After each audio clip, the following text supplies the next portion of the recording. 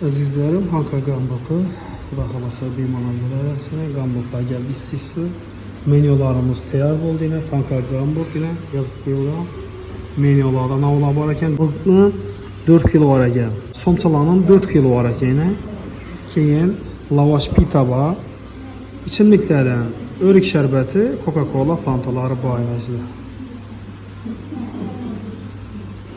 Bana gələrsə telefon nömrələri 97 655 68 68. Bana gələrsə Hanka tumanımızdaki Agropro'nun arka tarafında.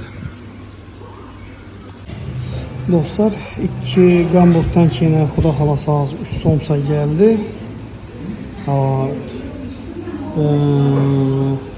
Tavuk, kartoşka, mal göğsünden var. 3 kilo geldi.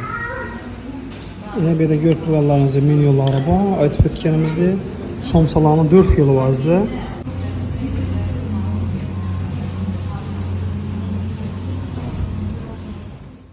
Yemana gələ öyrəsin.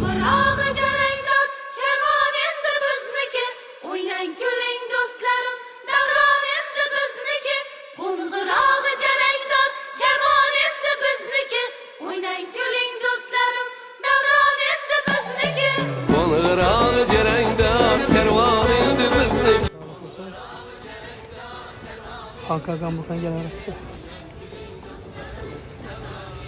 Gözünə də duradı kubu. Sirkədən arkasında. Zahmet. Zahmet acayip oldu. Hanka Qambok'tan gələrsə. Deyim əkanım sən kütüb tutdu gələ önünə.